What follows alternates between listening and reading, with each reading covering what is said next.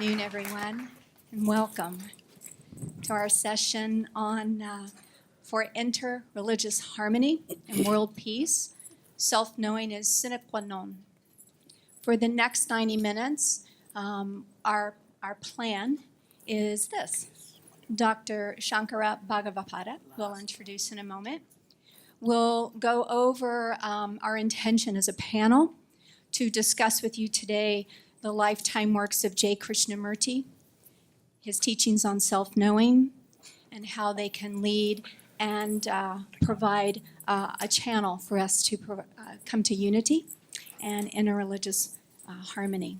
We'll then start a dialogue, an interactive dialogue between the panelist and Dr. Bhagavadpada. We'll be asking him questions that have helped us in our learning and growing, and he will share his insights on our questions, and where our hope is this will also help you to learn more about self-knowing. We'll then open up the floor for Q&A. So we've allowed about 15 or so minutes for you to ask questions of us as a panel, Dr. Bhagavadpada, and so we ask that you hold your questions until the end. Anything that we cannot answer in the time of our session, we'll be glad to meet with you afterwards in the hallway if need. I'd like to introduce the panel to you. First, I'd like to start with Dr. Sankara Bhagavadpada. Namaste.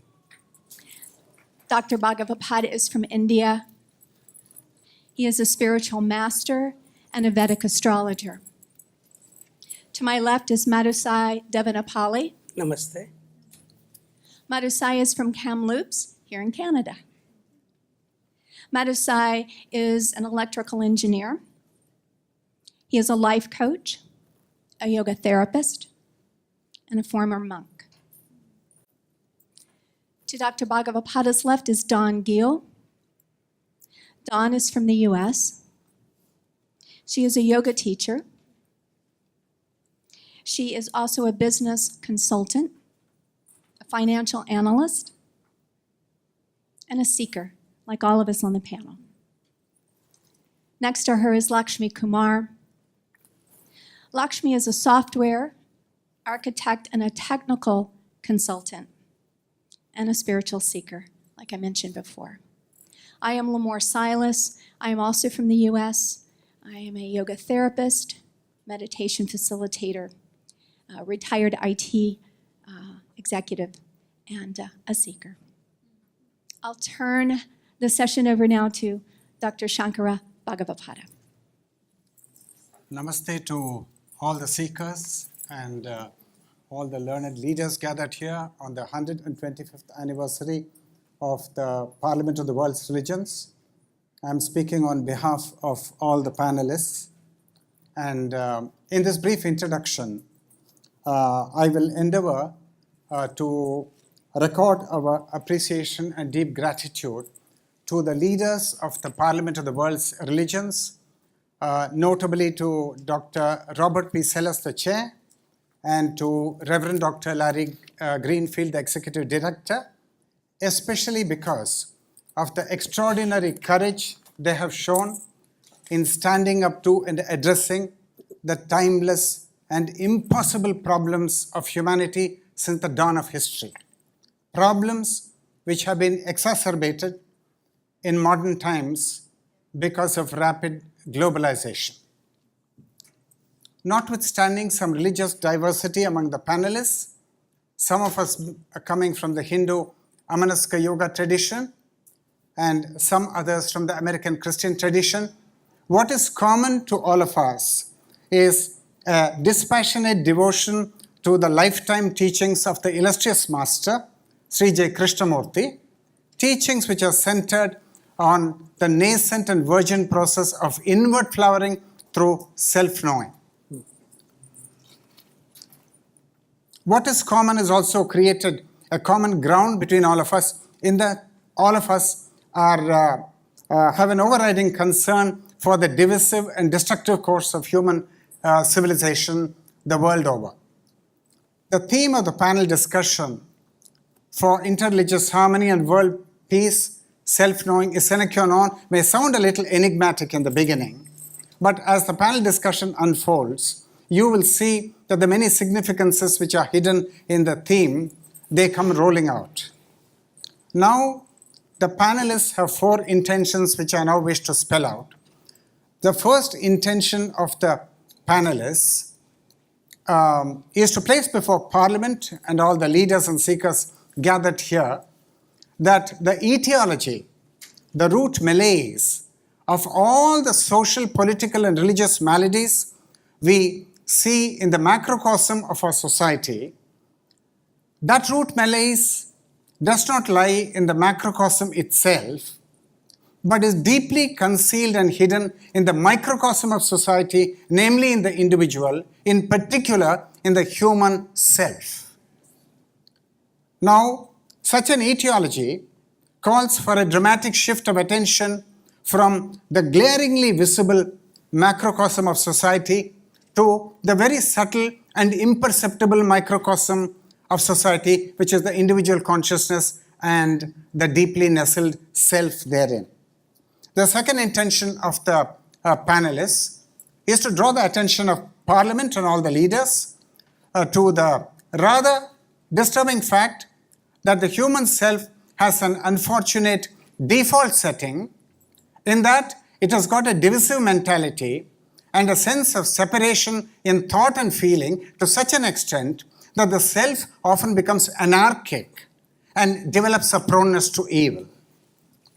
The third intention of the panelists is to place before Parliament and all the leaders gathered here that the lifetime work of the illustrious master, Sri J. Krishnamurti, which is centered on the whole process of inward flowering through self-knowing, is so potent that if human intention and human intelligence and human awareness are now brought into the picture through the choiceless awareness of what is, then the obnoxious default setting of the human self can be overwritten.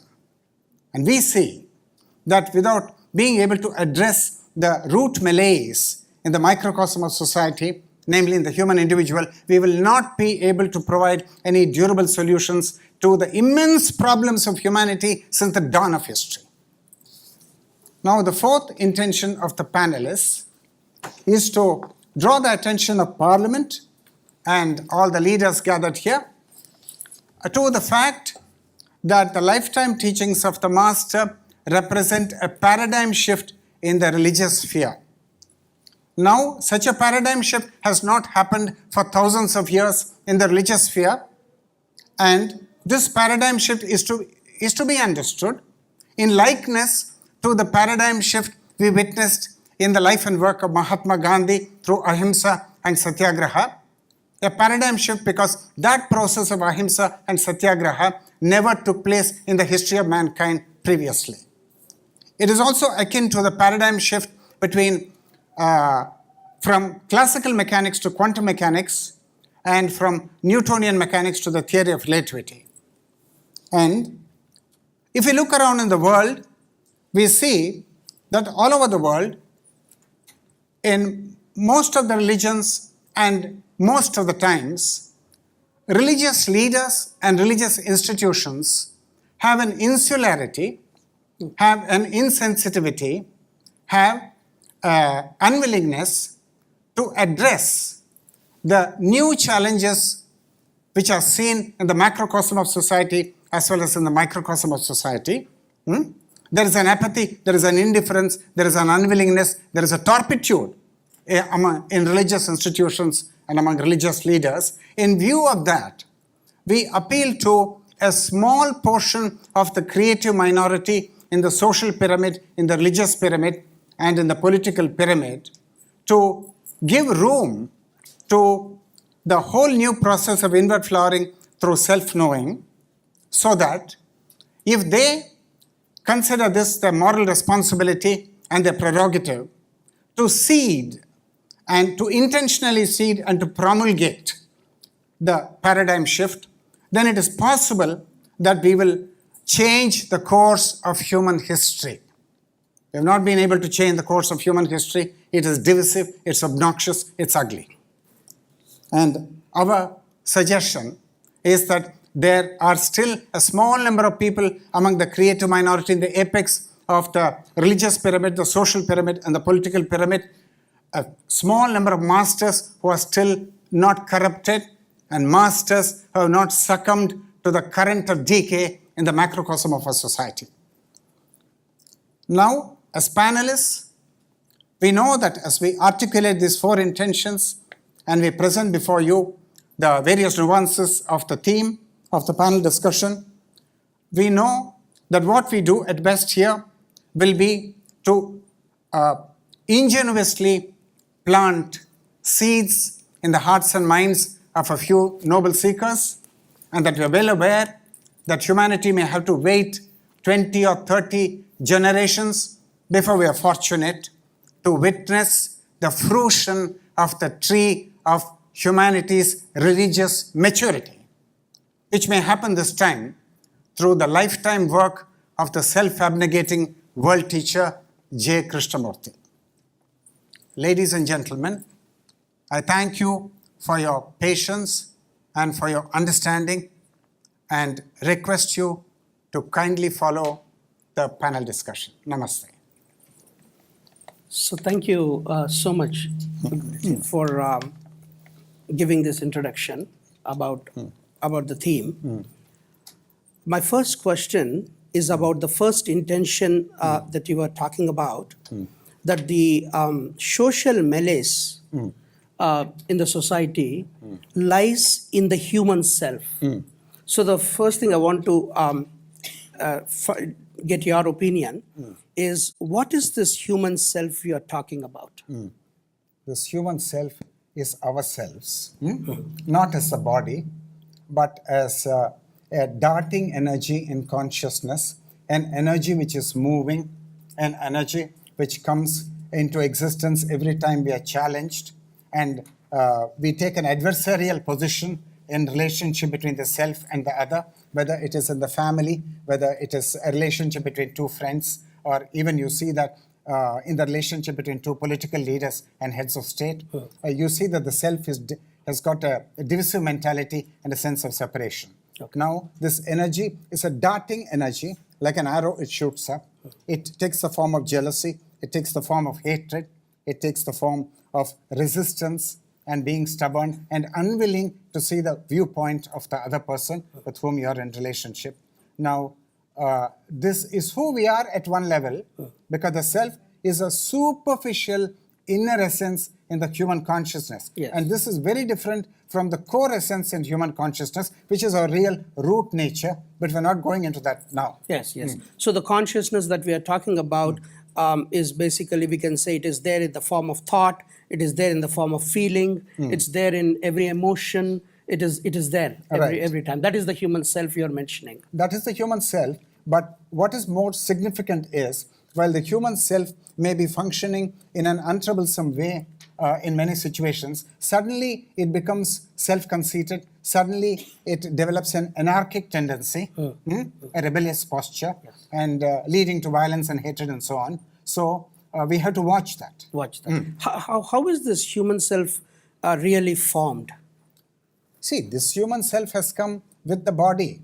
And if you look at the entire animal kingdom, you will see that the animals are provided with a self-defensive apparatus. Yes. Now, this is part of natural evolution, Darwinian evolution, and I see it as an implantation in the divine architecture of a self-protective mechanism so that the species can survive. You see the quills of a porcupine, you see venom in the fangs of a cobra, and then you see the tusks of an elephant, and you see the powerful claws of vultures, and you see the powerful paws of a tiger.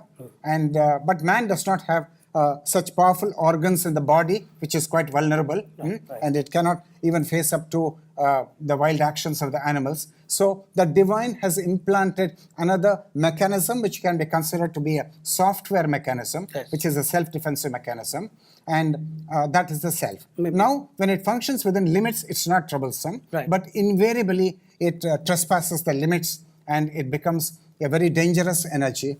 And this is the etiology of all the problems in human society. So because it is so sophisticated, yes, and it is formed that way. Yeah, we can't see it so long as we are that. So it's more like a default setting. Right. in the human self. Yes, the default setting is the divisive mentality and a sense of separation in thought and feeling. And because we are in that boat and we are that, Right. so we won't be able to discover that. We can discover that only if we begin to observe it as the awareness which observes. Then we will see that there is a default setting to it, that it is anarchic, that it is prone to a divisive mentality. Right. All that. Right. Okay. So you have postulated this default setting that is given by the divine, if we Right. right. So this default setting, we are saying that it is so dangerous, it is so ugly, Right. and maybe sometimes evil also. Of course it This is. it is a default setting. Of So course it is. how on what basis have you postulated that it is dangerous and ugly? Just by observing life, just as Charles Darwin observed the variation of the species as he traveled around the continent of South America. Right. And in the same way, you keep on observing life. And if you're fortunate to receive the grace from the illustrious Master Krishnamurti, then the senses and the intelligence which is outward turned suddenly undergoes a 180-degree shift. It turns inward. And then you have the opportunity for the first time in your life to observe the workings of the obnoxious self. Now, if the shift does not happen, you can never observe yourself. Okay. And the shift happens only under certain conditions. And by observing myself, and by observing life in the family, life in society, life in politics between two leaders, Yes. I came to this inference that the root malaise is the human self because it's got this troublesome default setting. Okay. But there's a good news, we'll come to it later. Right. Okay. It's not a hopeless case, we'll come to it later. Because the theme says that for interreligious harmony and world peace, that self-knowing is sine qua non. Right. So now what is this mysterious self-knowing now? We said you have to observe yourself. Right. So what is this mysterious self-knowing? You see, the self-knowing is, you've got to, I told you this energy, the self is not a noun, it's a verb. Now it's a moving thing. Now moving jealousy, moving hatred, moving divisiveness, moving criticism, moving unacceptance of other members of the family. It comes Then and goes. Then hypocrisy in the family. It's like a monkey which leaps from one branch of a tree to another branch of a tree. Now it happens so suddenly that you will not be able to watch it if the shift has not happened to you. Okay. But for those for whom the shift has happened, you can watch it very nicely. And then if you keep on watching that self, then you begin to understand that self. First of all, you identify it, then you understand it. Then it undergoes a spontaneous calming and silencing. And when the calming and silencing happens, the life of the self comes to an end. That's the good news. Okay. So do you think then this human self feels threatened when it is encountered with the same species of different race, of different culture, of a different ethnic background? People seem to feel very threatened and lot of fear. Should I talk to this person or not? So do you think it's this human self feels threatened? Of course it feels threatened because it's got a certain definition. It defines itself as the body to begin with. So it will do everything in its power in order to protect the body. Then it has got a definition as to who it is in terms of a psychophysical identity. Right. Then if anybody threatens that identity, anybody casts an aspersion on you, casts an insinuation on you, then immediately the defense mechanism will be switched on. Kicked over. And then you veto that, what other people have sent, that energy has been sent on you. Right. And then it functions like this. And it's very easy for it to become anarchic, and it's very easy for it to develop a proneness to evil. So is this why we can say at the macrocosmic society that we deeply feel we cannot really mingle, we cannot really open to the other person, to the other race, to the other color, to other gender, Right. So we feel threatened. Is it because of this human self and looking only outward at the human self and not looking inward and deeply? Is this why the feeling of fear is? See, the self is a superficial inner essence.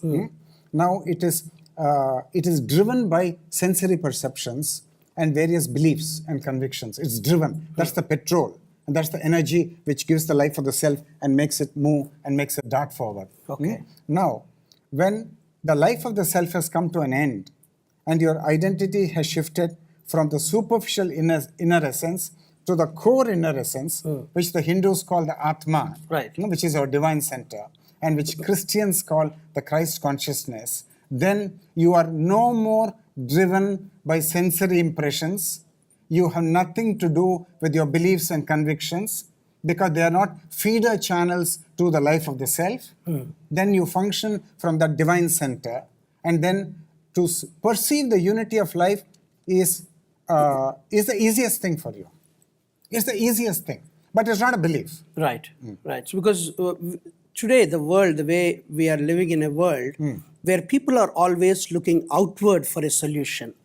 If there is a problem, socially, individually, they're always looking outside for an answer. Right. And expecting somebody else, some guru or somebody to give them the solution and answer. Right. Quick results, Right. and they want instant solutions. Right.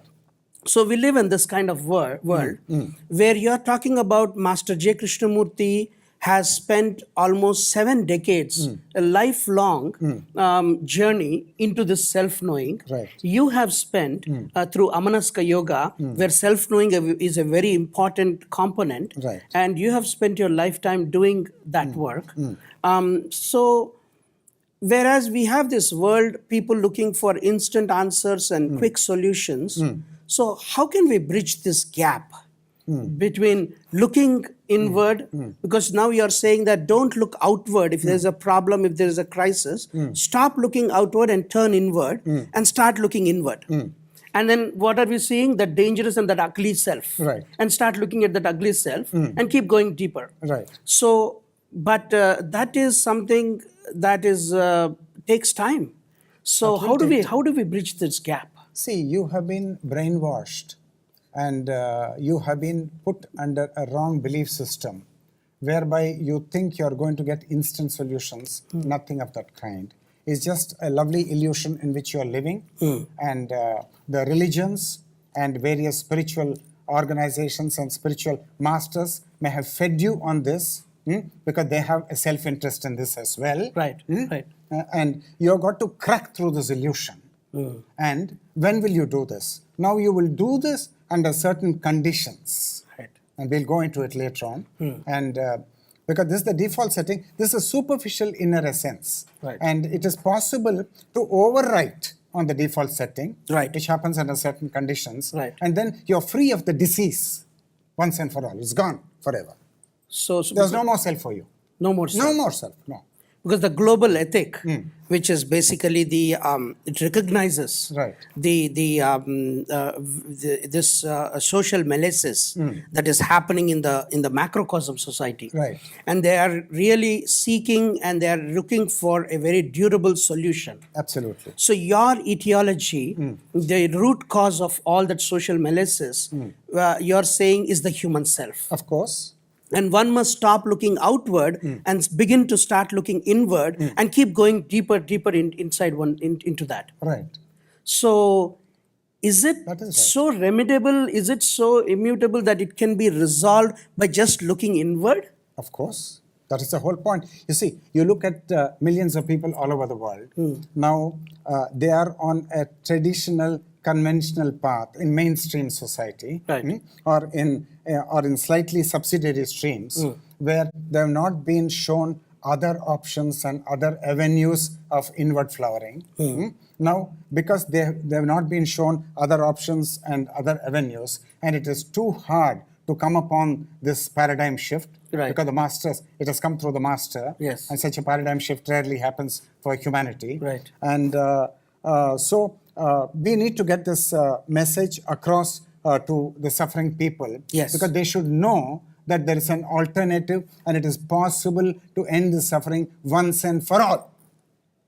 Right. So, but this self, this human self, is so divisive.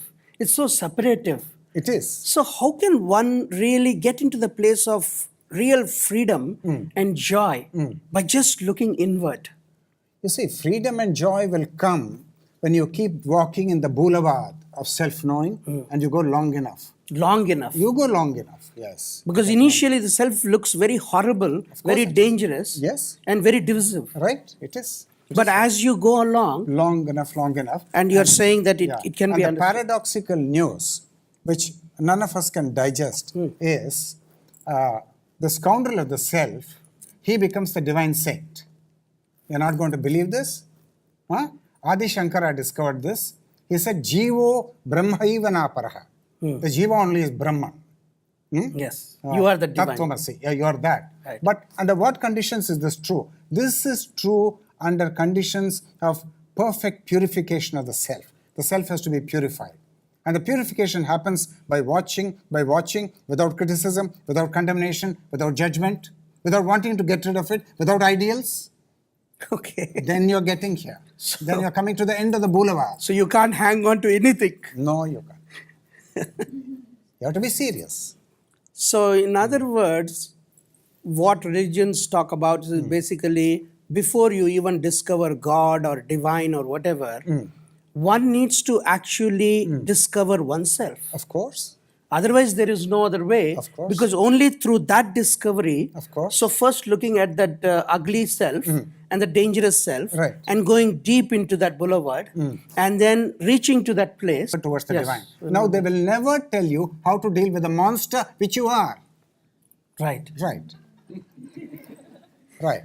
So one has to really go into that journey. So now, for the sake of clarity, we have discussed more about the human self. Sake of clarity, can you just share a little bit about what is this Atma or the Christ consciousness or the divine consciousness? Right. So, as I said, the good news is that the scoundrelly self graduates and matures into the divine saint Right. and the sage. Now, it happens only through purification. Right.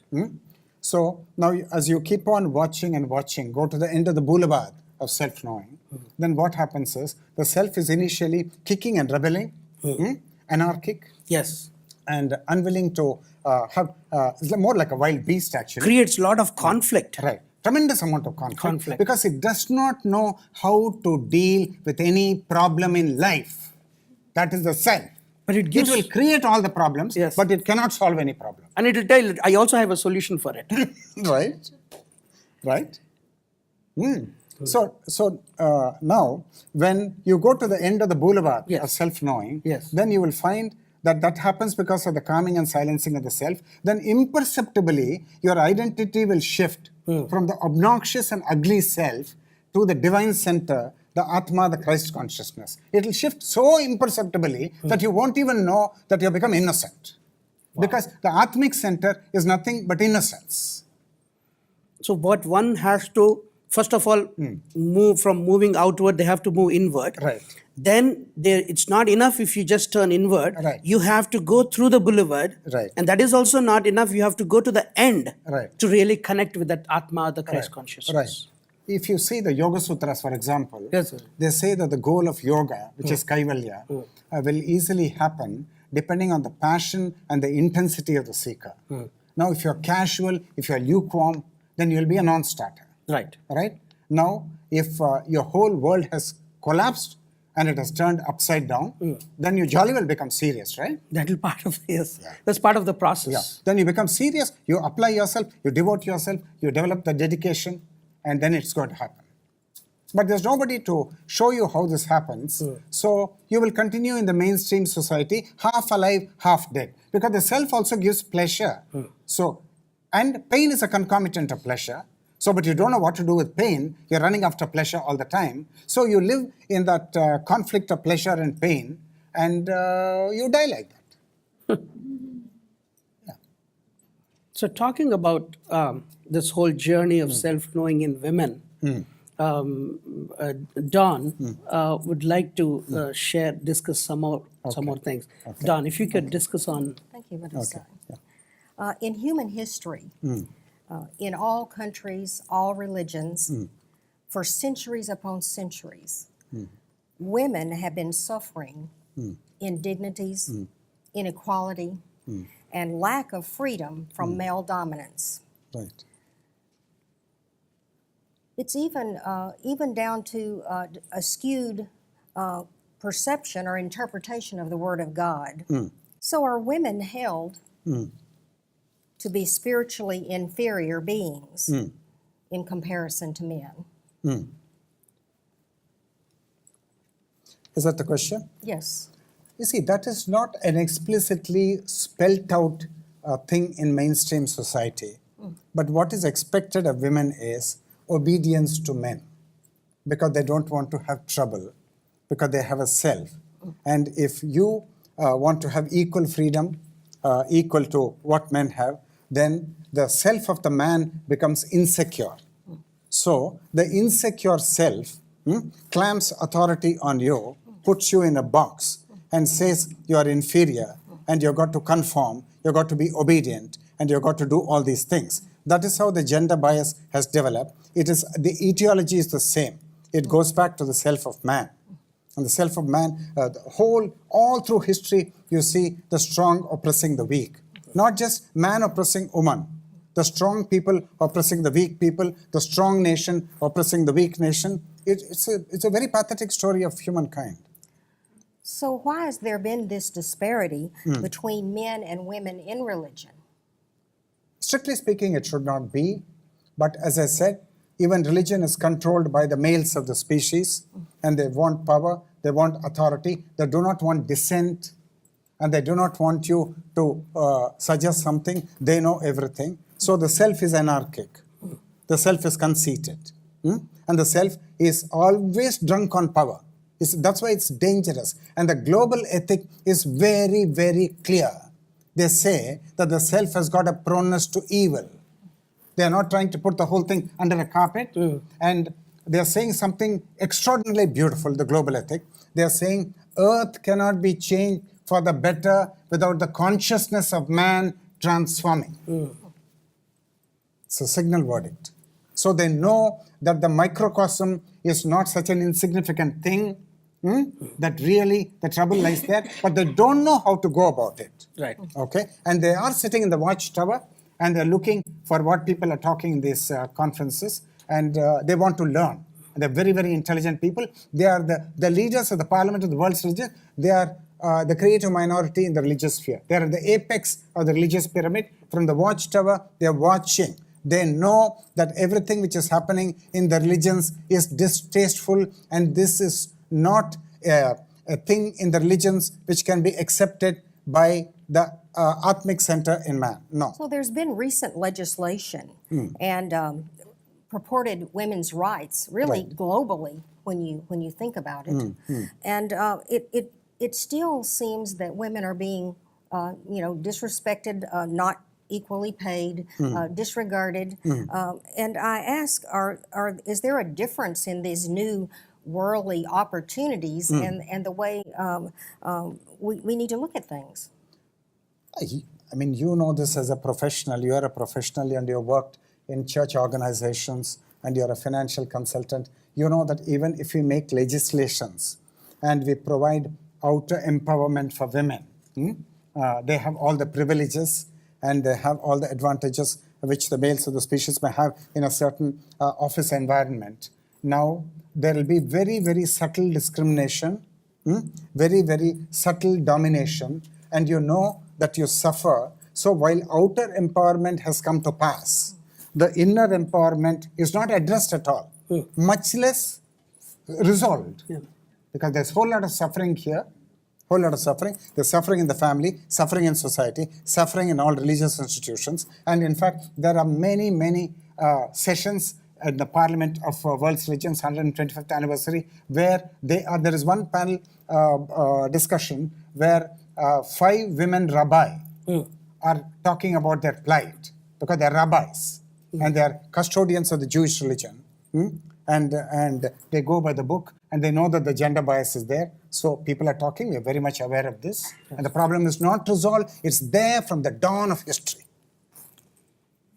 Absolutely. It's not resolved. And people are only looking outward because they are not looking inward. Superficial solutions, legislation, hypocritical brotherhood, then face-saving diplomacy, face-saving devices, then diplomacy. Now, it's so laughable. Are these solutions? They're so fragile and phony. So do we perceive a significant difference in the teachings of J. Krishnamurti and the teachings of world religions? As I'm saying, there is a paradigm shift because the religions are divine-centric and divine-obsessed. All the religions, with the exception of Buddhism, which is an agnostic religion. So it is supposed to have, instead of divine obsession, it is supposed to have another obsession, namely an obsession with nirvana. But sadly, the rot has set into Buddhism as well, because they do not have the obsession with nirvana, but superficial, lesser steps have gained more prominence in order to pander to the appetites, the shallow appetites of the rank and the file of people. So the actual teachings and the sublimity and the majesty and the grandeur of the Buddha, they're not visible anymore, even in Buddhism. All that. Rarely, somewhere if you go deep into China, deep into Japan, you may come across a monastery, a Buddhist monastery, where they are dealing with enlightenment, with nirvana. But in other places, you find things like mindfulness, you find things which will be pleasing to the obnoxious and ugly self. It is all the act of the self. All the act of the self. And you've got to find out the whole thing. You should not be getting this from me. You've got to do your own homework. So you have said there's 3 levels in the existence of man. And that being the case, how are women and men different? Because their bodies are different, but Right. are there the 3 levels of a woman in the existence different? Is the Atma different? The Atma is certainly not different. The bodies are different. The body of the woman and the body of man, they're completely different. And the selves are different. And the selves are different because the self of the woman is more insecure because she's a mother, she's a nurturer, she has to protect young life. So she demands willy-nilly greater security for the body and for the self, which man does not require. So the self is more insecure. And because she's a mother and a nurturer and brings up life, now love is second nature to her. So there is an implantation of love in all womanhood. Which implantation of love is not there in the males of the species. So that love has is an additional ingredient in the self of the woman. So the body is different, the self is different, but the Atma, how can it be different? Because there are not 6.5 billion Atmas for 6.5 billion people. There is only one Atma for 6.5 billion people. Only one Atma. That's the divine center. One Christ consciousness. Only one Christ consciousness. So there you have the unity of life. There you run into the common ground between you and the divine, and it's imperceptibly you land there with the calming and the silencing of the self, and that is the ground of innocence. And this is the innocence that Adam lost by eating the fruit from the tree of knowledge. It's there in Genesis. Now you've got to get back there. Now, if you're not getting back there, and you're getting back somewhere else, which is an intermediate station, all your life's problems will remain as they are. You've got to get as far back as the beginning. And then there are no problems anymore. And it cannot happen for one or two. It has to happen for every one of us. So the individual becomes very, very important. And the individual is the world is the individual. It's not that the individual is puny and tiny and that the world is immense and large, no. So the whole world is in us. And we have to, through our every thought of ours, through every thinking of ours, every act of ours, we have to show this responsibility that we create a better world. So you're asking us to look in, to become knowing of ourselves, self-knowing. Right. So as long as there's religious authority, can there be self-knowing? No, there cannot be. How can that be? It's a thing which the mighty established religions, world religions, and the religious leaders, they are not going to like my verdict. Now, so long as there is authority, so long as you're encased in a prison of beliefs, then, like your thought and your inquiry is like a tennis ball. So all that the tennis ball can do is bounce between the 4 walls, and it cannot break out of that prison. So all that you can do is think within the limitations, within the boundary, and then that will not get you freedom. And there is authority because the religions have a vested interest. You need to be followers so that the gargantuan religious empires may survive. So you are the meat for the sustenance of those ugly empires, religious empires. And so it could also be that they want to preserve the traditions. They're stuck in tradition. No, but they don't understand what the tradition means because it's very clearly, it's self-evident. You just look at the events which are happening in every religion. And just by repeating the Bible, just by repeating the Bhagavad Gita and the Bible and the Quran or any other book, you don't sustain the religion. You have to come here to the Atmic ground to know what religion is. In your present condition, religion is for you a matter of belief and faith. So the entire Parliament of the World's Religion is talking too much about faith. Now, from my point of view, faith is a very rudimentary milestone in the journey towards the divine. It's a very rudimentary milestone, and all the religions, what they've done is make you go to sleep at the milestone of faith and belief. And in order to go all the way to the divine center, you've got to be inquiring like the saints and the sages of all the religions were inquiring. They were contemplative. It was a priority for them. And for you, materialism is a priority, and religion is a crutch, is an aid for you to succeed more grandly in your material quest. So you have a secret agenda, the religions have a secret agenda, so both go to hell. Both are functioning from the same self. Obviously. Nobody wants to go deeper. Watch what's happening in the world. Right. Because So there's I- no answers. So as you know, I was born into a Christian family, grew up in a Christian family. Part of my career has been working in Christian institutions, Southern Baptist churches actually, Right. as a church administrator, as the church accountant, and as the human resource professional, in-house expert. So why I say that is I know firsthand about the creative minority or the dominant minority. And then the question that I have for you is, how can the process and teachings of J. Krishnamurti help us with our religious dominance, I suppose?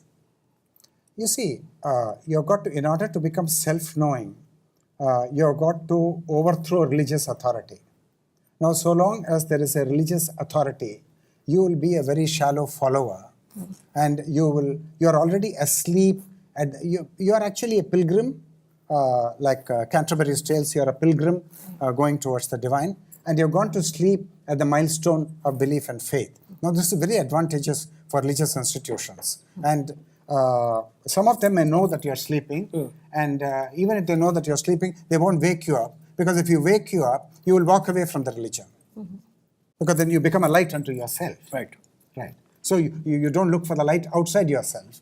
You look for the light within yourself. And what is the verdict of the Messiah Jesus? The kingdom of God is within you, right? Now, is it in Vatican? Or is it in any other religious institution? Tell me. No, obviously not. So that is actually the job or the responsibility or the function of a religion is to actually help you to look inward, Of course. That is the function, of course. not depend on anybody. Of course. That's the function. So that is like J. Krishnamurti's self-flowering, Inward as flowering. you look inward flowering. Yeah. And you see, once you set aside this authority, if you don't set aside the authority, what will happen is you will have an ideal. Let's take a concrete example, that a certain human being has too much lust, or he is telling lies constantly in his life. Now, the church or the temple or the monastery, they give you an ideal that you should be truthful and that you should not be lusty and that it's a sin. But the divine architecture has made you lusty. So now the religious institutions and the religious masters, they have no sensible guidance to give you as to how you deal with this incorrigible lust which you've got in your life. So as I said in the introduction, they do not have any creative solutions for new challenges and new problems which have surfaced in macrocosmic society and in microcosmic society. They are intellectually, morally, spiritually bankrupt. So the best option is they just say suppress it. Suppress it, and that's not going to work. And then you develop a sense of guilt and a sense of sin, Right. and you've got to live with that burden, Right. and you cannot be happy living with that. Or find some kind of a distraction so you don't have to deal with it. Right. So those are not the right solutions. Right. You start. They'll ask you to pray, but there is no turning inward, and there is no honesty, and there is no admission of the fact that you've got a very difficult energy to deal with. Right. Mm. Right. But if you go to individual masters in the various religions, you will find that they offer much, much better solutions than what the institutionalized religions are offering. Yeah. They are more decrepit. Because over 10,000 years, no church has asked us to look inwards. Exactly, and there are great masters in every religion, and you have to seek them out. You have got to be, and if you're very, very sincere and you're a real seeker, you'll get them. Now the fact is, you're lukewarm, you're not serious, you're not sincere, so you wallow in the gutter. And even not only religious leaders, even some outside people who are outside the religion, even those teachers and leaders also are looking for a following. Of course. And they are not really asking one to look inward and making them independent. They're not concerned about you. Please take note of that. They're concerned about themselves. They're not concerned about you. They're not thinking, how can I saviors. grow? Exactly. They're not your saviors. Take note. Don't be dumb. Or even if they started off concerned, Yeah. as they get bigger and bigger, or if they've built an empire, let's say, Right. then they start to do things to sustain that empire. Yeah, the power of intoxication. You see, you get intoxicated by success, and by the power of wealth, and by the power of name and fame, and then that's the beginning of the end. You know that. I just want to get back to that point we were just talking. Religions really at an individual level. Religions seldom address negative emotions. As a passing thought, we all experience, hatred, jealousy, lustful thoughts. It's a passing thing. It's always been there with us since we are born, till we die. And religions, they never really address it. In a proper sense. They always try to either suppress it, ask us to suppress it, or introduce a sense of a guilt, right, or a sin. So for example, you brought up the issue of lust. It's something that a lot of people try to tackle with, and religion almost never addresses it. Of course, because it does not know how to deal with it. Right, so they condemn it. They teach us to suppress it. Right. So do you think the religions have failed individuals in this sense? See, somewhere the religions have succeeded to a certain extent, but it is not a substantial extent. But if you see by and large, what you do see in the world is a certain stagnation, and there is sterility, there is an insularity, and in fact, in many cases, the religious authorities are themselves responsible for inciting religious wars. What do you say to this? Because you are in a position of power, you're not the creative minority anymore, you become the dominant minority. Now, as has happened throughout history, we have had good leaders and bad leaders, and a bad leader will mislead the people, will mislead humanity. A good leader is a benevolent energy. He will lead you in the right direction. And religious leaders have themselves created religious wars. What do you say to that? That is, of course, at the macrocosmic level. But coming to the microcosmic level, and see, you create a gigantic empire, and to sustain that empire, all your energies will go into sustaining that empire, gargantuan empire. And then you cannot really be concerned about the welfare of the people who come to you for help and for sorting out the difficulties. And they are not your focus. And therefore, they are left to the wolves of fate. So they don't know how to solve these problems. So millions of human beings just live in conflict and perish in conflict. It appears to me what you're saying is that as time goes on, religion should start evolving, is what you're saying. Of course, There has to be room for evolution in a religion. look at the sciences, look at the religions. Now, go back to 16th century when religious authority was vetoed through the age of enlightenment and the age of Renaissance, Right. and then the sciences flowered. The sciences are very creative. Every year, look at the Nobel Prizes, look at the inventiveness, look at the freedom in thinking. And the religions are dogmatic, they're sterile, they're ugly. Because you go on repeating somebody else's words. Now, is that your discovery? What is your discovery? Tell me. Is there one sutra, one religious principle which you discovered as an insight in your meditation? Tell me that. Why don't you make that the teaching? Instead of all the time coming from the book, you're just parroting out what is there. And by parroting out what is there, does it become truth? Should you not help the people to actually come to the divine center, whereby the religion comes alive in their consciousness? Because the meaning... But if you try to, give that room for evolution, the religions say that God's word is immutable, right? You can't just, change something, is what they say. It's a tall claim. You see, it's like saying that Newton's word is immutable. Now, after Newton, we had Einstein, who came up with different insights, and Newtonian mechanics failed at high velocities. So, immutable, if you say God is immutable, that's the perception of one prophet, that there are a million prophets in the world. How can you make that the absolute truth? It's a relative truth. It's the perception of one sage. In Hindu India, you have the Upanishads. You have 108 Upanishads. No Upanishad agrees with any other Upanishad. Because these are the insights of a sage. Because you have tremendous intellectual freedom to inquire and to understand and to digest and to present the truth in your own way. You got the freedom. And without the freedom, will you flower at all? Tell me. Are you going to flower?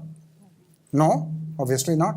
So, at an individual level, like in what circumstances do you see that there'll be a reckoning in somebody's life that they see that they need to take self-knowing in a much serious fashion? All right. In my life, see, I'm 70 years old, and I've been doing this work from my 33rd year. Very silently, very quietly, not making noise, not wanting to build a spiritual empire, very anonymously in the spirit of the illustrious Master Krishnamurti, for whom anonymity is very important. Because where there is no anonymity, then the self becomes self-aggrandizing. Then you see all the rot which is happening in the world. What was your question? My question is, in what circumstances? Right, okay, got it.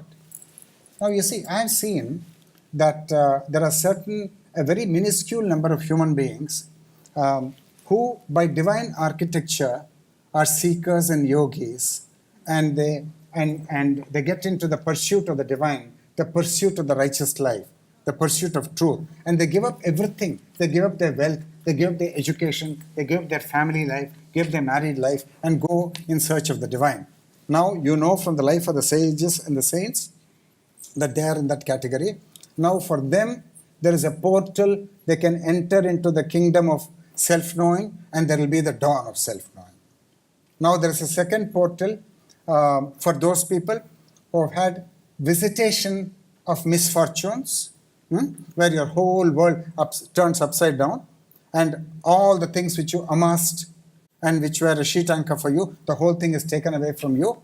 There are a number of examples in the Bible. The book of Job, you have the example, where Job loses everything. And then a portal opens for you when you are hit by those misfortunes. Now only then you can come to the divine. Please understand.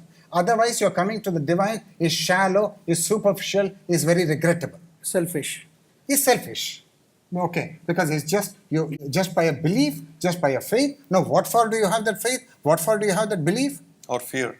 Or fear, yes. To fulfill some desires. To fulfill some desires. Or a promise of heaven. Inability to face life, to face the uncertainties of life. Right. So it's a very shallow gate through which you're coming to the divine, to the Father in heaven. Now, when you're hit by this misfortune, then you have an opportunity to come into the kingdom of self-knowing. That's the second portal. Third portal is, for all the people who have crossed 60 or 65 years of life, then the attraction and the fascination of sensory life and sensory gratification falls away. It just falls away. You're no more enamored of that. And then you start asking philosophical questions. Who am I and who is God? And how should I build my life? And a whole new inquiry begins for you. after you're 60 or 65, but it happens so imperceptibly that if you're not very aware and awake, you may not even realize that a shift has already happened. Now, for those people for whom a shift has happened, 60, 65, for them the third portal. Now, then the journey towards the divine actually begins. So in addition to these three portals, which is basically the being a seeker right from the beginning, from birth or whatever, and something hit and you became a seeker. The second one, which you said, is the distress or deep suffering, misfortune has to hit you. And the third one you're saying is somebody after 65 must start seeking. In addition to these three, could there also be seekers or other portals also where seeking can happen, and then the journey into the self-knowing can be initiated? Definitely. I'm saying for everybody the path is different. You cannot massify the paths and say all of you walk on that path, because each of us is unique. Each of us is an incarnation of the divine. Each of us is God wearing the mask of a human being. Right. And you've got to rip it off. Now that's our journey. But That's they have to my travel to get to that. Of course, that's my journey, that's your journey. And your journey will be different, my journey will be different. Now, the journey will commence only if we are serious. Right. If you are sleeping at the milestone of belief and faith, it's not starting. Right. Right. I just want to shift gears a little bit here, and we were talking more about the individual, but let's say that at the macrocosmic level of the society, Right. How do you see that the same self-knowing that we've been discussing so far becomes capable of resolving conflicts at the macrocosm of society? Okay, we will take the following situation to begin with. You have two world leaders.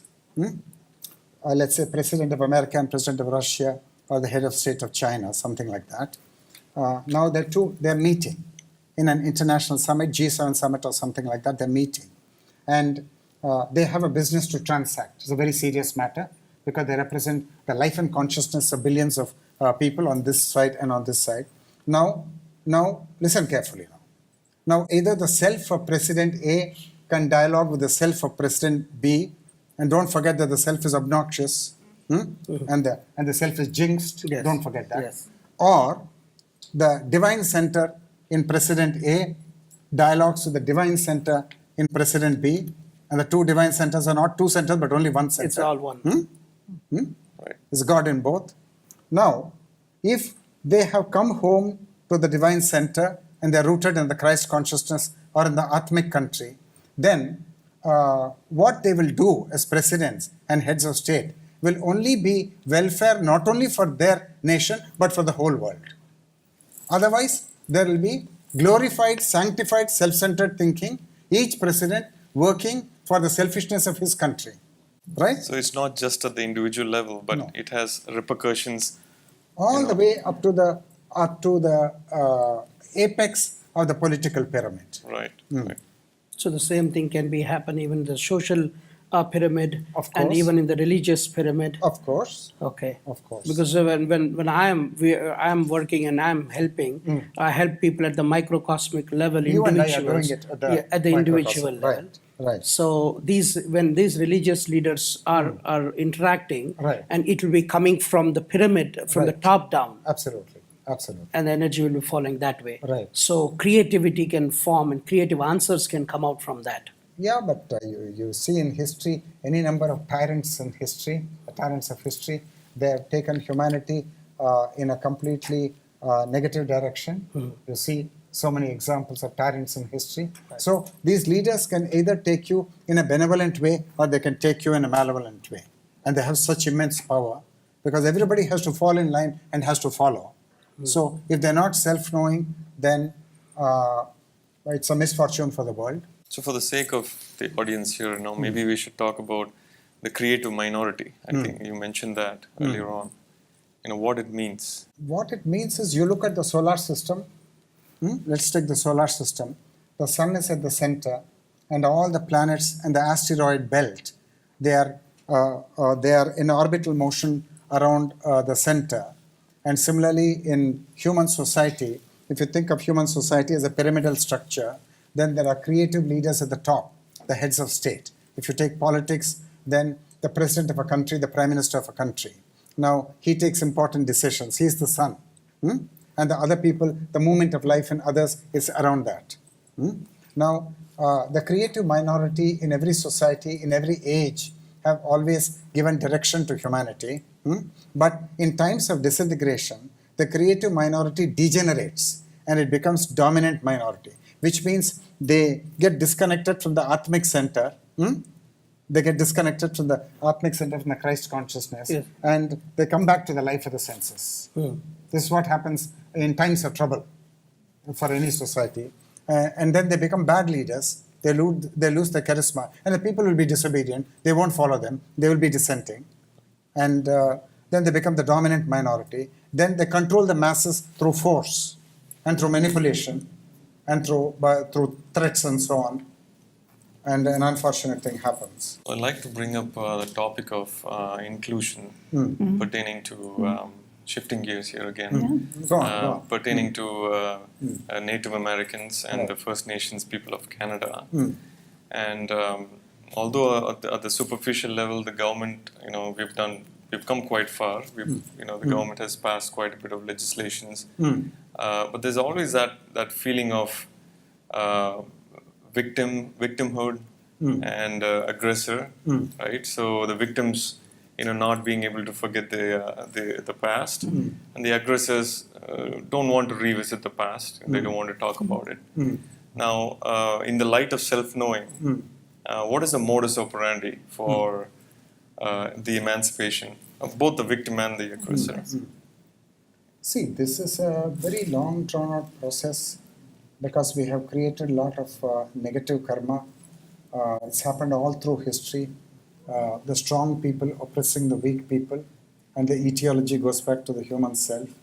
And the First Nation people, for example, or the American Indians, for example, they're an aggrieved lot, and they have a whole lot of suffering.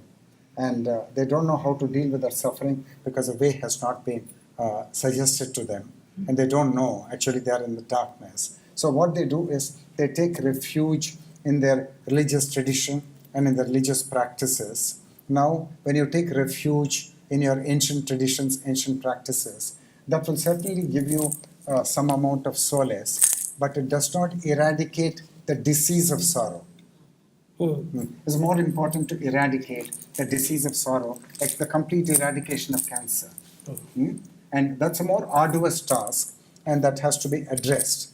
And similarly, the oppressors who are very strong, they may be living a happy-go-lucky life, without any compunction, without any conscience. And you've got to make them more conscientious, make them turn inward. Not all of them will turn inward so long as life is happy. Only when life becomes bitter and horrible, the shift will actually happen. Right. And then through those one or two individuals, a chain reaction will start for a better chapter in human history. But there's a whole lot of homework for the exploited people, the First Nation people, the American Indians, and similarly all the people who have suffered the ethnic cleansing in Myanmar. Right. And in Sri Lanka, for example, the Tamils were driven out. That's a very painful thing. And many of them have come to Canada for refuge, for sanctuary. And it's a very painful thing. And it will take a long time. It needs, we need tremendous dedication. And we need to, Canada is an extraordinary country. I call it the Divine Mother, Canada. We're looking at the Jyotish chart. Because it's Cancer ascendant with a strong moon aspecting the ascendant. And very compassionate, very caring. But through care and compassion, you make outward legislation. And you've got to attend to the soul. Now that's a very arduous process. And you've got to begin with self-knowing. And people have to work on it on a 10-year project, 20-year project, 30-year project. Yes. It has to be done in a very concerted way. Very long term. Long term. And So on a personal note, you're really passionate. I can see the passion. How did you get so deeply involved in Master J. Krishnamurti's inward flowering through self-knowing?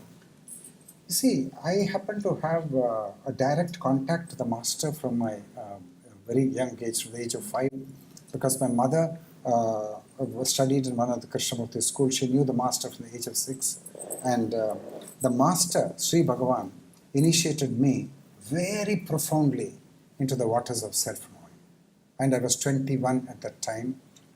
Now I'm 70. It's been a very long journey, and very long journey. And you've got to put aside your materialistic life at some point for this really to move forward. Now, if you hang on to that and you want to have God in one hand and mammon in the other, you're not going to have both.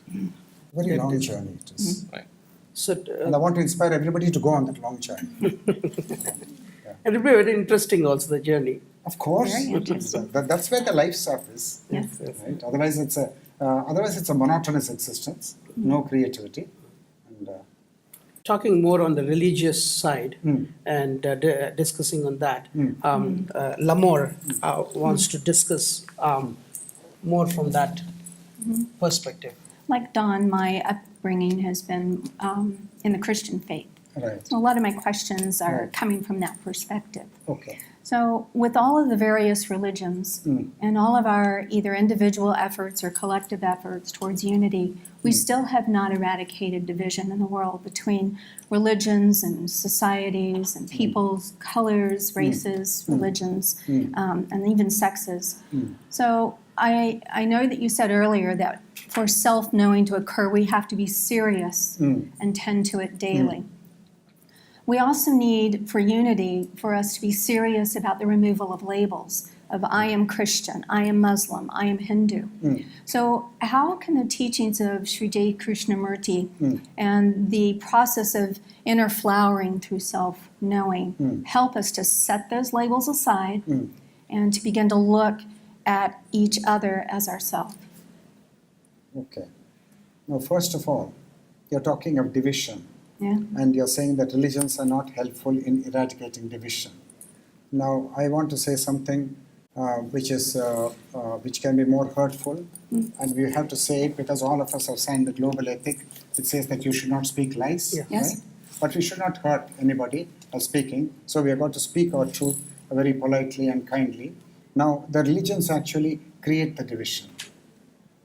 In India, they say Vasudhaiva Kutumbakam. The whole world is one family. That's the Vedic ideal. But when you belong to Zoroastrian religion, the Sikh religion, the Buddhist religion, Hindu religion, Christian religion, and Islam, then you're told you're so and so, you're so and so.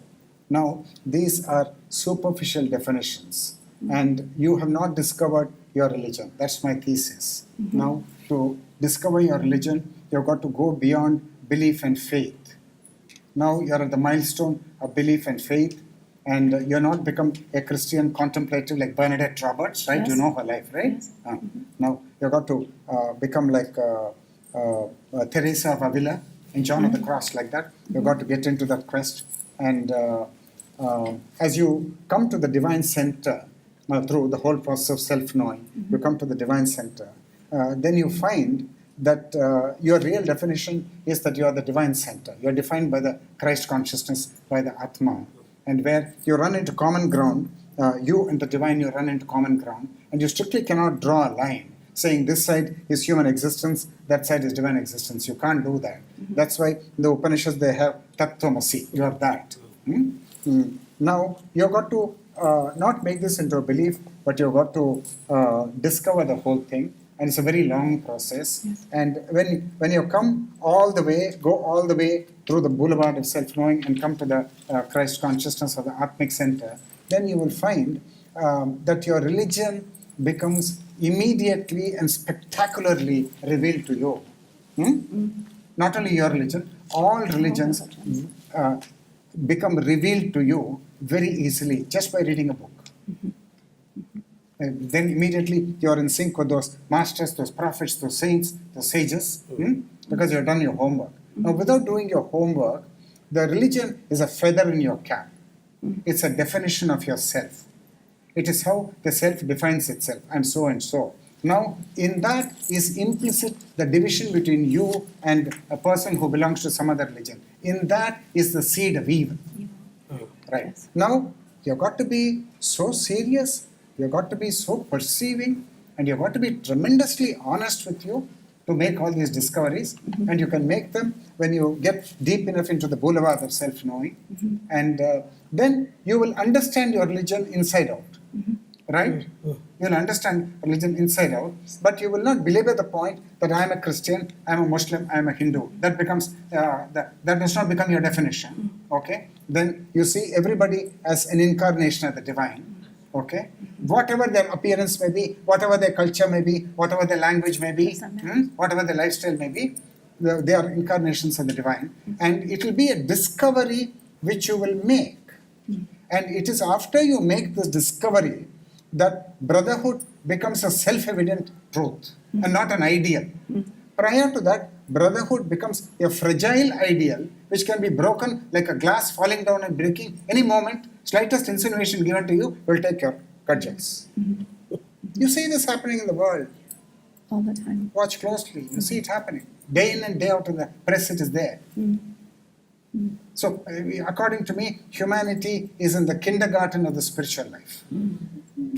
Because we are drunk on material pleasures and material success and on name and fame and all that kind of rot. And unless we turn away from that, we are not going to understand what the founders of the religions actually taught and the life that the sages and the saints lived. And to enjoy the essence of those teachings. Of course. Yes. Of course, to enjoy the essence, yes. Maybe we should be very clear. I know that we've talked about this through the panel discussion, but maybe we should be very clear about why we consider the teachings of Sri J. Krishnamurti such a huge paradigm shift in the religious sphere. Can you revisit that? Yeah, you see, paradigm shift because all the, you think of a lotus or a hibiscus flower, which has got 8 or 10 petals, and in the center is the hollow. Now, that is the timeless, the spaceless ground of solitude and aloneness from which all religions took birth. The nucleus of any flower, if you looked into the nucleus of any flower, how mysterious it is, how very deep it is, deep and dark it is, right? Now, that's the ground of solitude and aloneness from which all the founders came, the great masters, because they were in touch with the divine. And but then you made a very mechanical thing of it, fossilized, very mechanical thing. And Krishnamurti has no affiliation to any religion. Krishnamurti has no affiliation to any nation. So he stands on the ground of solitude and aloneness. And he did not build a spiritual empire. He did not have disciples. So he's a very unique master. And he has brought something through him, something has come which is called self-knowing, which does not exist in the religions, because the religions are all saturated and obsessed with the divine, with the exception of Buddhism, which is supposed to be saturated and obsessed with nirvana, but it is not. Okay, that's a different story. So there is no self-knowing. Now the self-knowing, when you talk of self-knowing, the purists, the people who are the trustees of the various religions sitting in the citadels of power in the religious institutions, they may think that this is evil, but they don't know, because we are talking not of God but of the self, which is very difficult, and everybody is scared of the self. They don't want to touch it with the barge pole. It's a dangerous animal. But if you embrace that animal and you say that I am that animal, and then begin to study it, begin to watch it, then the end of that boulevard is the divine, waiting in solitude and aloneness. And you will go there. Every master had made that discovery for themselves. Of course. Of course. In solitude. That is why they're masters. And the teachings came from that. Of course. From the ground of solitude and aloneness. And humanity has to go there. I'd like to go back to the topic that Don brought up, and that is women, discrimination against women, and women's current role in the religious sphere, religious leadership. You mentioned that while the self of a man and a woman are very different, the Atma is one and the same. Right. The Atma, Christ consciousness, is one and the same. Of course. So how can self-knowing assist women in helping with this paradigm shift within our own religious faiths? And how might women's role begin to shift in the religious sphere with self-knowing? See, LaMor, you got to take note of the fact that because you are an incarnation of the divine, many people are looking outward for light and for deliverance. You're looking outward. You think a master, you think Jesus Christ is going to save you, or you think Rama or Krishna is going to save you, or the Buddha is going to save you, and you don't know that you're the light. Now, you have the master key in your hand, Right. and you're running helter-skelter to 10 or 15 places, searching for the key. Now, you're not going to find it anywhere, It's in here. because it's here. It's in here. Okay? And nobody but yourself can vouchsafe for you the freedom which you may want at a certain juncture in your life. By and large, you don't want freedom. You're quite happy to live in a prison if the prison is comfortable. It's a 5-star prison. Then you're quite happy to live in that prison. But if you become nauseated and sick and tired of that 5-star luxury, because that 5-star luxury is for this perishable body. But what about the soul, which wants to fly to the galaxies? And That soul has no freedom in that prison, right? Right. So that soul must yearn for that freedom. And then you must grant yourself that freedom. And you must begin the journey. You must take the first step, which is always a daring step, which is always an impossible step, and that will be the last step. Nobody is going to tell you Nobody is going to tell you. to do it. Your church fathers will not tell you. Your gurus will not tell you.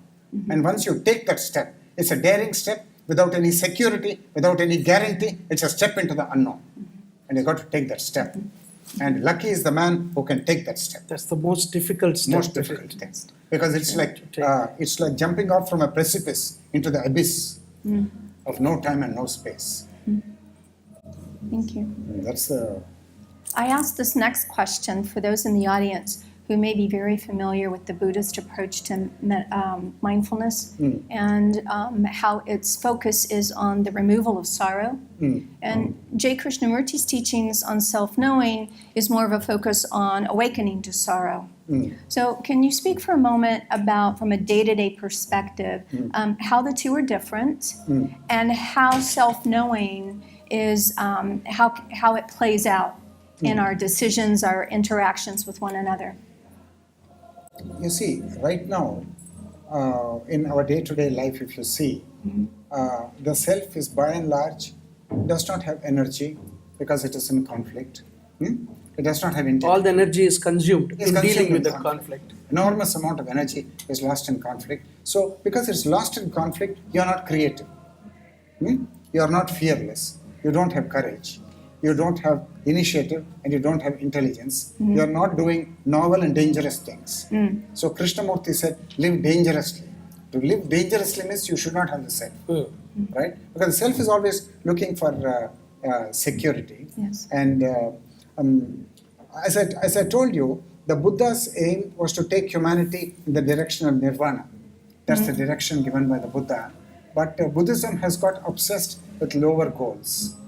And in some branches of Buddhism, they are even worshipping the Buddha. Even bhakti has become part of that, which the Buddha did not intend at all. So, because what the Buddha said is, every one of you is a potential Buddha. Come on, now work out your salvation. That was the teaching. But they're not following that, because for that you've got to commit yourself, you've got to give the thing. And mindfulness is a thing which you do. You write in your diary, today I did mindfulness meditation, 2 p.m. to 4 p.m. Then Wednesday I'm going to do from 4 p.m. to 6 p.m., that kind of thing. So this becomes a new basket of wealth for the spiritual self. Yeah. Okay? The material self, sick and tired of materialism, now abdicated all that and went into the spiritual kingdom. And there it is amassing. Again, it's amassing. It's accumulating something new. Now, and it's a thing which you practice. Now, you cannot practice Krishnamurti's choiceless awareness of what is, because the moment you practice the accumulation, the self becomes enriched. The whole idea is to divest the self of its structure and function, to divest it completely. And for that, you've got to watch it. How do you watch it? When you and your husband talk, your husband hurts you, then you've got to see how the self is smarting. It's ready for defense. Yeah, it's immediately going for defense. Then how it is hemmed in by fear. It is not taking all the decisions which it could take if it were courageous and fearless. So watch that. At times it's also wallowing. What? Is wallowing in Yes. self-pity. Most people are wallowing in self-pity. Self-pity, yes. So you live a life of stagnation. You don't live a life of creativity. People who have come to the Atmic country, they live a life of creativity. They are fearless. They are daring, and they dare to speak the truth, and they're not afraid to get into trouble. Like Mahatma Gandhi, going to a prison 19 times because truth is more important. So Mahatma Gandhi said, it is better to say no because of conviction than to say yes, either to avoid trouble or in order to please. That means it's out of the self. Because the self is seeking security. It is seeking safety. So none of that nonsense. So you got to come from truth. And you look at the founders of the religions, look at the life of Jesus. He spoke the truth, right? Yes. You've got to speak the truth. Yes. Yeah. And without that, don't say that you're a Christian. So for the pursuit of truth and self-knowing, you mentioned that there are 3 primary portals or points in one's life that we would be more open to this path of self-knowing. Right. Whether we're predestined to it, maybe Right. early on in our life, or as an adult who may be encountering hard times, sorrow, tragedy, or if we reach the age of 60 and beyond, where we're just more spiritually inclined. But for those in the audience today who are not at one of those portals, what would be the lesson or takeaway you would hope they get from this session today? Okay, you put me into trouble. Yes, well. Okay, I like to get into trouble. Now you see, there are a lot of people in humanity, in the rank and file of humanity, where life is cozy and life is very peaceful and desires are getting fulfilled. And so long as desires are getting fulfilled and the self is not aggrieved, the moment is not arrived in its biography, when the self becomes aggrieved, when a thunderbolt of misfortune has landed on its head, then be a superficial follower of religion. That's good enough for you.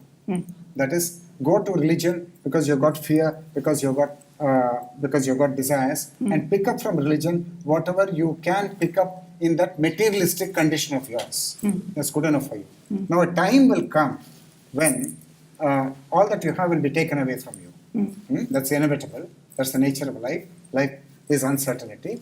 And so when that time comes, then the deeper, the more sublime spiritual life, which the great masters have spoken about, which is the religious essence in all the religions, you will start pursuing that. You will start pursuing that. And there are 3 portals as far as I have seen. Yes. Now, there could be 6 billion portals for 6 billion people. Right. Because your trajectory is different from my trajectory, and your divine design is different from my divine design. So each of us have got a different fate. Our life is like a meandering river, which is going in different directions, passing through different vicissitudes. So you've got to be vulnerable to life, and you've got to see. And when you have a difficulty, major difficulty in life, now know that that's a blessing in disguise. That's very good for you. That's the best thing which can happen for you. This is good news for good people, bad news for bad people. So, just we have very few minutes. If anybody have any questions, I would like to. Can you just turn it up? It's the last one. One moment. Yeah, 1 second. Wonderful discussion, and I really enjoyed it. Namaskar. I have a little different view. Mamaivangsho jiva loke jiva bhuta sanatana. Each soul or each human being, he doesn't want to talk about human being, every living being is my fragment. And we know that. Right. Which is exactly what you're telling me. Then he says, Sarvasya chaham radhi sannivishto. In everybody's heart I reside. Now, if God is such Chit and Anand, that means He's truthful, eternal. Chit means aware and awakened, and Anand means blissful. So if we are His portion, we are also the same, essentially. Why we don't feel that way? The answer is because we have a Smruti Brahm. That means we have illusion that I am the body, and body's pleasure is my pleasure.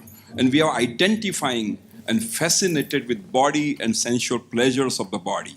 So it is the agnan or andhakar of me not knowing who am I. And that is why I think that my pleasures and my benefits of my body, I can hurt anybody, or I can hit anybody, or I can take advantage of anybody. The moment I come to know inner, which you are right, Tattvamasi, and I am the soul, and I am the part of the Paramatma, or part of the divine, the big divine, and I am the same. So it is like a Chidakash and Ghatakash. If it is a huge space and a space within my small pot is me, when the pot, the body goes out and the perception of me being body goes out, then I become the part of the huge divine. So I have a little tendency to say that we are not evil, but we are forgetting who we are, and that's why we behave like evil. And that is little difference or subtle difference between what you are saying and what I feel Gita says. You see, you've got to go to another chapter of the Gita which deals with Devi Sampat and Asuri Sampat. And you've got both the divine energies and the demonic energies. And you know the Samudra Manthan model of Devas and Asuras. So all the Devas and Asuras are in your thoughts and feelings. And even when the self is a good Samaritan, the self can become a good Samaritan, it is still dangerous because it's divisive and it has got a sense of separation between itself and the rest of humanity. And that's where the trouble actually begins. Now, unless and until you actually migrate to the Atmic country and you come to the divine center and you know yourself to be the Atma, the life of the self does not come to an end. So the spiritual journey is all about beginning with the life of the self and coming into the Atmic country because the life of the self is exhausted. That's the journey. That's the journey humanity has to undertake. Now that's not an easy journey. That's an arduous journey. And the religions won't encourage you to go that far because if they give such a difficult goal, you will give up the religious institution and you'll walk away from that. Because you went to religion for self-gratification. Because you get some solace so that you will become materially more successful. You call that grace. The ugly self calls that grace. It is for becoming fatter and bigger and richer and more successful and all that kind of thing. Hello, I am from Science of Spirituality, Sant Rajinder Singh Ji Maharaj. You are speaking our language, the language of love. I am so very happy today to sit here and hear you talk about doing the work of going within. Because like you said, the religious world tells us all about the outside and what's good and then blah, blah, blah, blah. But to go within, it's hard. It's hard work. I am on that journey. And I thank you because you give me confirmation to keep walking. Thank you for being serious. Thank you. Thank you.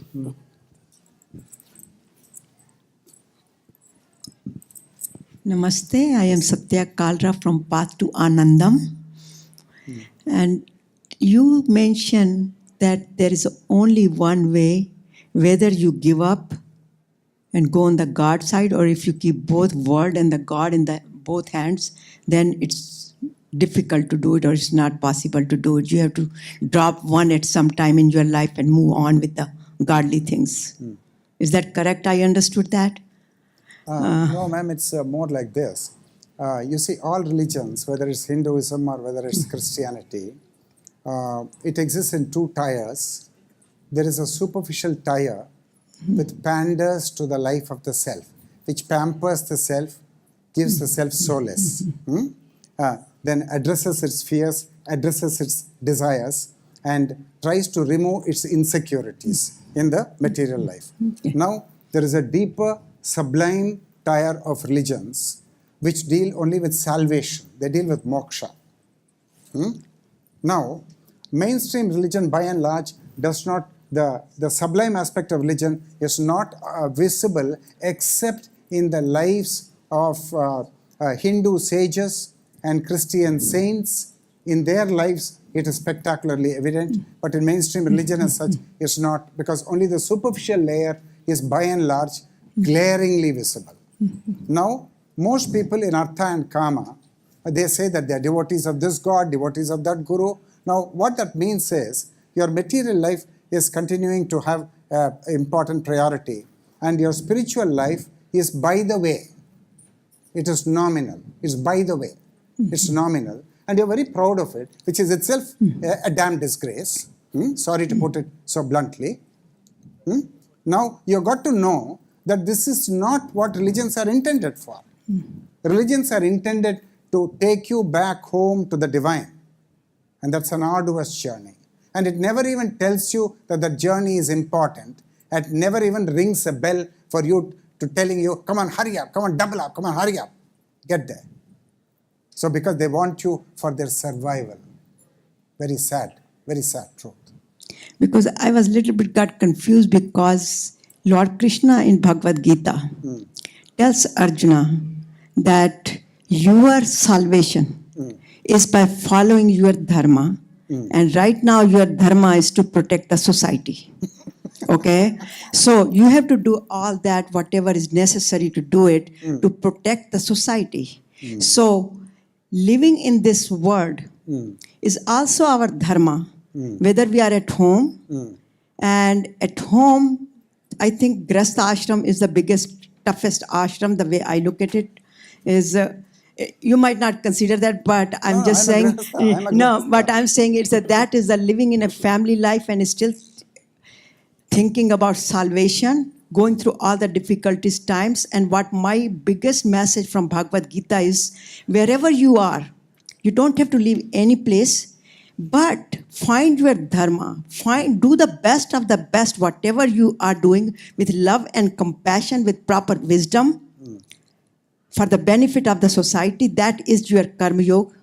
And for that, wherever you are, you carry on. If you are in the family, if you are in the business, wherever, but put the best of your dharma right If you there. have a question. If you have My question was, this is what my interpretation is, that I can't leave materialistic world, which is my family life, whatever, and to go for the salvation, because to me, my dharma is the path to go to salvation. And that's the way I look at it. And I just wanted to get your thoughts on that one. Yeah, thank you for asking this question, ma'am. You see, if you take the Bhagavad Gita, most of the teachers in India, they are using the Bhagavad Gita as a dharma shastra. For example, take this sutra which you quoted. Bhagavan Krishna, he's coaxing Arjuna because he's very reluctant to fight. Now he's in depression. And he says, I'm not prepared to kill my grandfather. And I'm not prepared to kill my Guru Dronacharya. And Krishna is coaxing him because Krishna knows the higher purpose, that this is a problem in macrocosmic society, not a problem in microcosmic society. And you have to act because it's your moral responsibility. He's goading him, he's coaxing him, he's inspiring him. Now, there are portions of the Gita which are Moksha Shastra. Chapter 2, for example, which deals with the Sthita Prajna Sutras. Now you have to become a Sthita Prajna in life. Now, to become a Sthita Prajna in life is a very, very important step. It may be the first and the last step. And the discovery of the divine after that is the second part of the spiritual journey. And so the Bhagavad Gita, it's like the DNA molecule. There is a Moksha Shastra, Dharma Shastra, and the two are intertwined. You've got to really sift and see where Bhagavan is talking Dharma, where Bhagavan is talking Moksha. Both are there. But okay, you can follow that. And a time will come when you will have the urge to come seriously into Atmic country. So we have time for one last question. So I had a question on your approach to understanding macrocosm problems in society. So it seems to me that certain problems such as racial oppression or gender-based oppression... a little louder, please. Okay, so in my understanding, gender-based oppression and racial oppression and other kinds of historical oppression like that, I don't understand how these sort of problems can be solved by what you call self-knowing. And you claim that macrocosm problems, the solution to that lies within looking at yourself in the microcosm, right? I don't understand how those sort of problems, that seems to be cases where certain groups have oppressed other groups systematically, how those sort of problems can be sort of solved by looking at oneself. So if you could clarify that a little. you see, look at the conventional solutions which are given: inclusion, reconciliation, signing peace treaties, then reservations in India for the backward classes and so on. Now, these are outer solutions. Now, how does the aggrieved party feel in his consciousness? He is still troubled, right? Now, should you not address that? That's more important, right?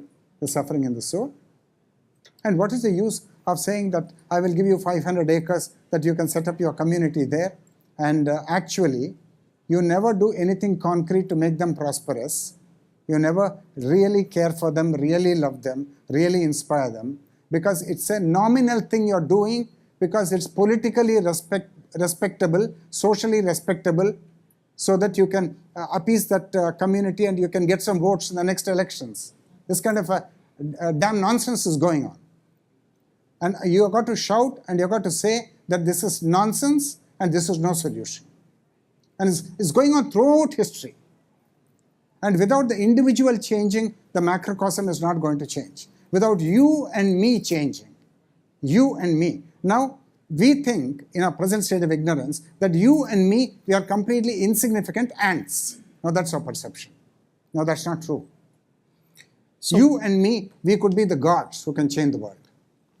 One last question, Guruji. Firstly, thank you so much. I so appreciate the depth that you had spoken at today.